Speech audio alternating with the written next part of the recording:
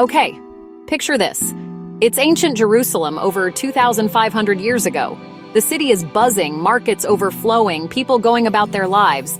But in the middle of it all, there's Jeremiah. Now, Jeremiah isn't your average ancient prophet. He's called the weeping prophet for a reason. He cares so deeply about his people, and he's got a message that nobody really wants to hear. Trouble's coming, and things have to change. Jeremiah's prophecies aren't just spooky predictions. They're warnings, calls to action, and, believe it or not, offers of hope. He sees his society growing more unjust, the poor getting poorer, and the leaders ignoring the ancient laws meant to protect everyone. And at the heart of these laws, the Jubilee. So what exactly is the Jubilee? Imagine hitting the reset button on your whole economy every 50 years. Debts forgiven, slaves freed, land returned to families who lost it. It's radical, right?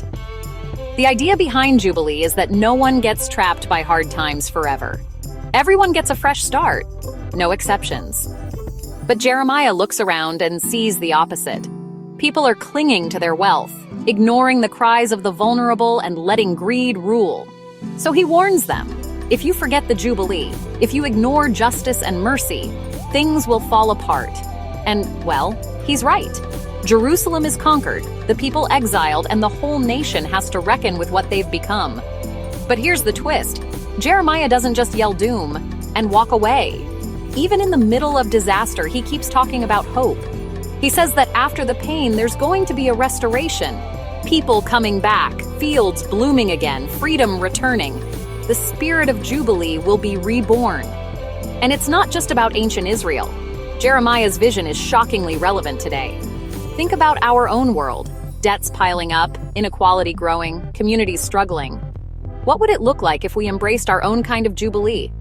Maybe that's why Jeremiah's words have lasted for centuries. He wasn't just talking about his time. He was dreaming of a world where nobody is left behind, and everyone gets a second chance. So next time you hear words like Jubilee or prophet, don't just think of dusty old stories. Think of second chances, big resets, and the courage it takes to hope for something better.